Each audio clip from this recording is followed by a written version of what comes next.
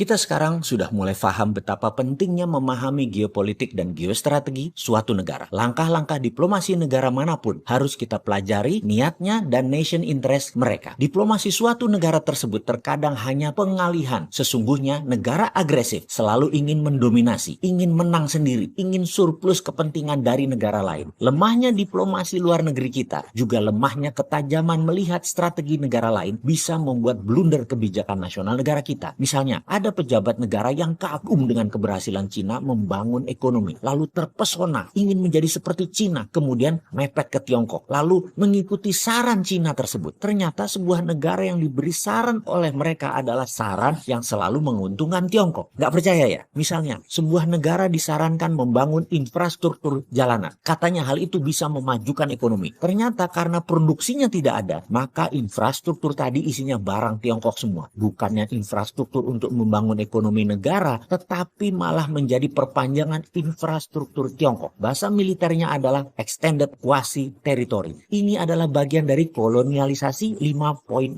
yang ada dalam buku terbaru Joseph Nye bernama Shah Power. Ini semua dirincikan. Tapi mungkin pejabat banyak yang nggak baca dan banyak lupa karena siraman cuan yang deras ke kantong mereka melalaikan nasionalisme. Video ini menuduh atau tendensius. Sabar, ikuti sampai tuntas. Setelah ini, kita rincikan strategi membangun ekonomi Indonesia ke depan dengan membuka tabir apa rahasia di balik pertumbuhan ekonomi di Tiongkok yang cepat itu. Setelah kita membuka strategi double currency-nya renminbi dan yuan, di mana uang adalah darahnya ekonomi, banking adalah urat nadinya ekonomi, maka rahasia satu lagi ini adalah rahasia membangun Cina hingga Cina memiliki pertumbuhan yang mengerikan seperti saat ini. Apa itu? Sebelum kita menjawab, maka sebaiknya kita pahami dulu tentang global supply chain yang saat ini dilakukan kaum globalis. Negara di bawah hegemoni barat punya kekuatan ekonomi bersama yang namanya global supply chain. Awalnya sederhana, yaitu ingin membuat produk menjadi termurah dan terbaik. Keren ya? Oke, kita lanjut. Setiap negara punya competitive advantage terhadap suatu produk. Jadi global supply chain itu selain pemerataan rezeki sesama negara hegemoni, juga kesannya mencari barang murah dan terbaik. Produk jadi borderless dan menjadi saling ketergantungan, dan dengan kerumitannya perdagangan tadi membuat semua tergantung dengan dolar. Bagi orang sontoloyo seperti saya ini, inilah cara dolar menciptakan ekosistem agar dolar digunakan. Itu saja tujuan, sesederhana itu. Misalnya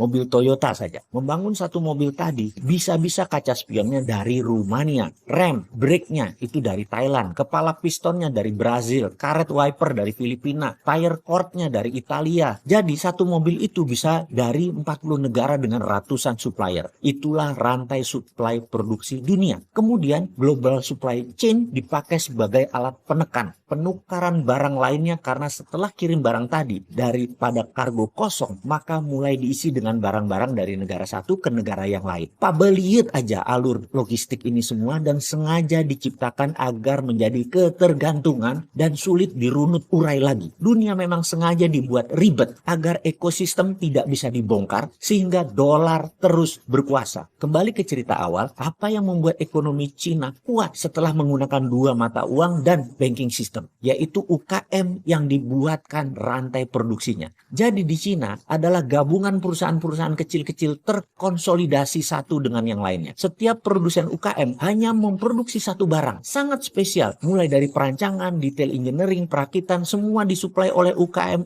spesialis. Anggap saja satu UKM itu adalah negara bagian dari global supply chain tadi. Semua ini dirakit menjadi rantai produksi baru. Jadi rahasia Tiongkok yang ketiga adalah local supply chain management. Bahkan di beberapa provinsi, di kota-kotanya memiliki industri yang khusus. Misalnya satu kota, mungkin desa kali ya, hanya membuat toilet, hanya membuat WC. Desa sebelahnya hanya membuat alat remnya traktor pertanian. Begitu seterusnya. Cina kuat sekali di database produksi. Bahkan kalau nonton pameran alat-alat industri yang ditawarkan, itu bukan motor, tapi mesin untuk motor. Knalpot, jok tempat duduk motor. Yang ditawarkan adalah barang-barang spesialis. Sistem UKM spesialis ini, jika Anda ingin mendirikan pabrik, barang investasi yang harus Anda curahkan tidak terlalu besar jadinya. Sederhana berpikir dagangnya kan? Lalu yang keempat, apa yang membuat Cina menjadi negara produsen terbesar di dunia? Cina membangun infrastruktur terutama untuk mendukung distribusi logistik UKM. Infrastruktur di Tiongkok bukan untuk menopang industri manufaktur besar. Infrastruktur untuk menopang menopang aktivitas distribusi UKM industri yang banyak tersebar di berbagai distrik provinsi karena local supply chain tadi mengusung istilah full outsource UKM collaboration atau bahasa sederhananya UKM gotong royong. Seperti radar terahertz, gulungan gold wire bondingnya atau kawat senar emasnya yang ukurannya setipis rambut yang menjadi komponen krusial utama hanya bisa dilakukan handmade dan manual oleh tangan-tangan terampil dan tekun yang menjadi karakter utama karyawan UKM. Karena salah gulung atau salah solder sedikit aja pasti gagal. Etos kerja tinggi, tangan terampil karena master di satu bidang dan ketekunan ini tidak dimiliki oleh industri di dunia barat. Kedepan ada baiknya UKM Indonesia memfokuskan menjadi negara produsen berbasis natural resources dan turunannya yang diatur oleh local supply chains-nya. Karena hal ini merupakan kekuatan ekonomi Indonesia. Jadi jelasnya, tiru strateginya, bukan ikuti maunya.